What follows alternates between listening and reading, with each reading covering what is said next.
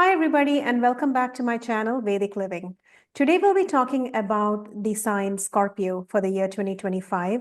So, if your ascendant or your moon sign is in Scorpio, this is the video you'll be listening to understand what the high level energies are for the year 2025. As you all know, we have already talked about the major transits this year. This year, I keep telling everybody it can be really divided into three portions, right? The first portion is where we have that huge stellium of planets happening in Pisces. And whatever Pisces is in your chart, whatever house that's in, that's where the energy is between March and April.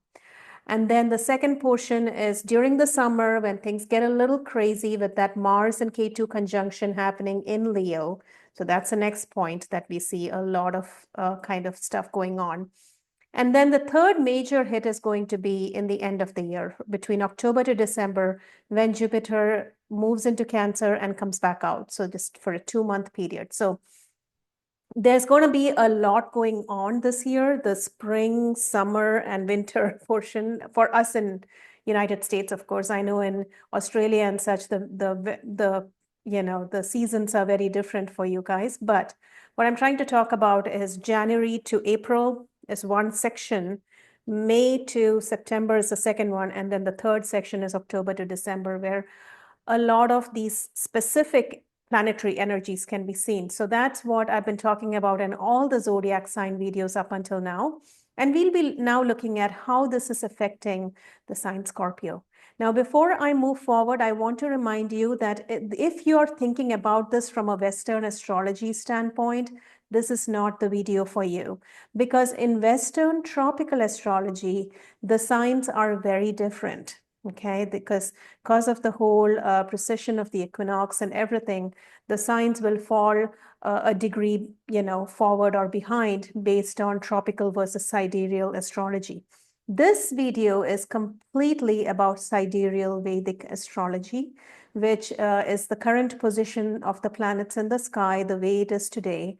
And, if you don't know sidereally where your lagna or your moon is in your birth chart, you can go to my website, www.vedic-living.com, and use the free chart calculator, and that'll give you an idea as to where your ascendant or your moon is. So these predictions will work for both the ascendant being in Scorpio or the moon being in Scorpio. A lot of times we think, oh, what if I don't know my time of birth? If you don't know your time of birth, you don't know where the ascendant is. Now, the moon could change signs within a day. It's very possible. But that doesn't mean that, most of the time you will see that it's in the same sign. The nakshatra might change and, but sometimes, yes, it can change signs in a day. But it is, possibly a good fallback to look at the moon. In fact, in India, they don't even use the lagna, right? If you go to an astrologer in India, they are mostly focused on where your moon is.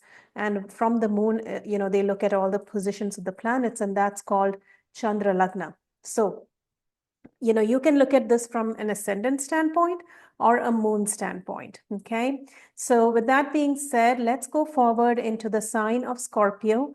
And since I talked about the chart calculator on my website, I do want to remind you my 2025 world predictions recording, which is a long 3-hour video that I did, is up for sale on my website. It has a lot of information on the various countries and leaders and everything that's happening in the year 2025.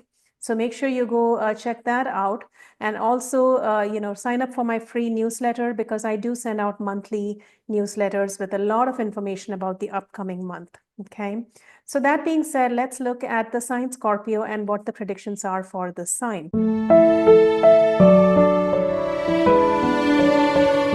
So if your lagna or your moon is in Scorpio, then what's going to happen this year is that first things first, that major conjunction of planets, the 6 planet conjunction, is going to happen in the sign of Pisces.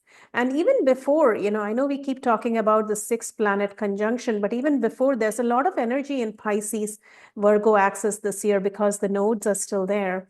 And we first have Rahu coming up on Neptune, which is about to happen in the next week or so. And then we will have Saturn moving signs, and then Saturn will come together with Rahu and Neptune. That's another major conjunction. So there's a lot of things happening in Pisces anyway in the first half of the year, like from January till about April, May timeframe. So Pisces, for Scorpio ascendant or Scorpio moon individuals, Pisces is the fifth house, which means you are incredibly creative at this time of the year. Fifth house has to do with creative matters. It rules authorship, writing, any kind of creativity, design, and also because Venus will be exalted there, I do think that you're thinking about, doing some creative kind of hobbies, maybe. It might be interior design, it might be things that have to do with painting or drawing or, even writing, right? It's all kinds of self-expression. And if you have kids, then because there's so much going on in the fifth house, you could feel that you're really busy with your kids this time frame, the first part of the year. There's a lot going on with them. You're probably spending a lot of time with them, helping them out with various things. And it's just like you feel like you're pulled in multiple directions with this, with working with your children. There's like so much energy there. But if you don't have kids, then yes, this is a time that you could have kids or get pregnant and things like that. Now, if you're young and you're not married and you're not thinking in that mindset of having kids and things like that, then the fifth house mainly intends education, creativity, anything that has to do with writing and authorship, and it rules all matters of building things, right? It's because it rules in medical astrology the hands. So anything that you build, anything that you create, is in the fifth house. So I think that's major for you this year. You're having a lot of new ideas on things that you want to do, and maybe thinking about the future in terms of creating new things. So it is the house that truly rules inspiration. And remember that being in Pisces, for you, you are a very imaginative and inspired person. You have ideas that come from almost like another world, so this is a very creative time for you. Now, what's going to happen is Jupiter has been transiting your seventh house. So relationships have been a focus this past year in 2024. And Jupiter is going to move over. It's getting ready to move over into your eighth house. Now, when this happens in the month of May 2025, so think of the time frame between May and October of 2025. And Jupiter will go through Gemini, which is your eighth house, which means you're thinking about shared resources, finances, money, any kind of situation that has to do with inheritance, investments, shares, stocks, even money that comes to you through others. Your spouse might be making money.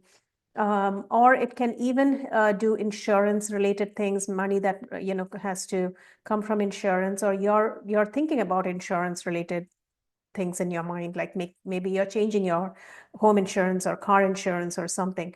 But this is a major time that you're thinking about finances. You're really, really focused on it. You're thinking how to make your money work for you. You're maybe thinking about investments. But also, on the other hand, at an even higher level, the eighth house rules matters of metaphysics, all things that are spiritual, metaphysical, because the eighth house is your subconscious mind.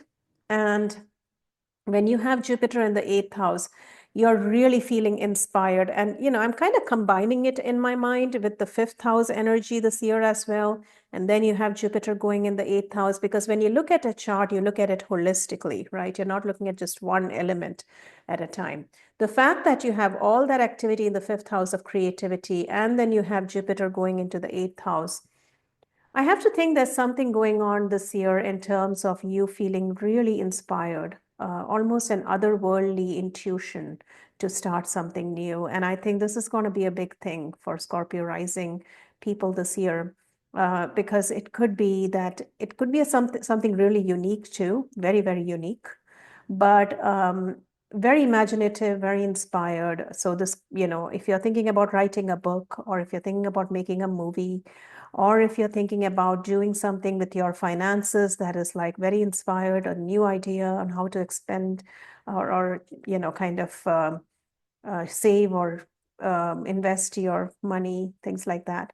And also with eighth house being so extremely highlighted this year, and I was saying eighth house rules metaphysics and spirituality, and fifth house also rules astrology. Give advice to others, you counsel others.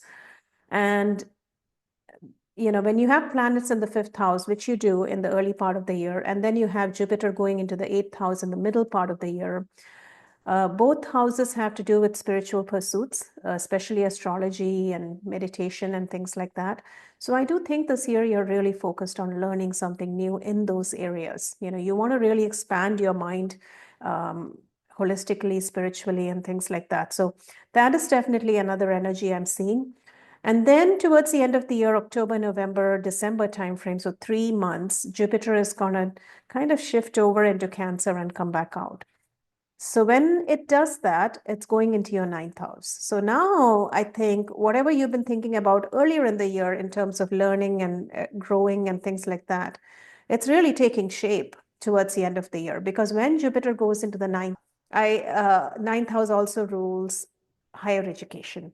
So when Jupiter goes into the ninth house, you're thinking about learning something new, really tangibly, right? Maybe you're joining a course, or you're getting an accreditation, or you're getting a certification in something.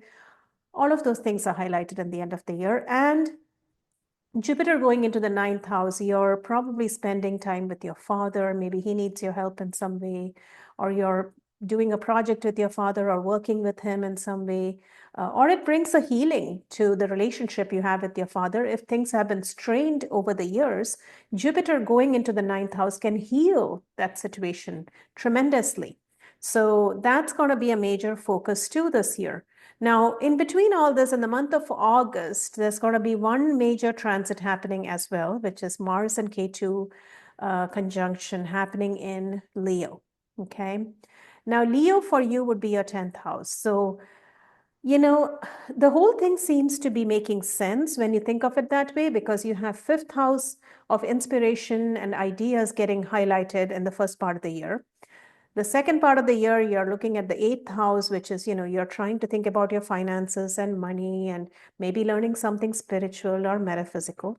Then you have that ninth house getting highlighted, which is actually getting a new training or coaching yourself or coaching others, starting a course, maybe even, right? Or even getting a new kind of level of education for yourself.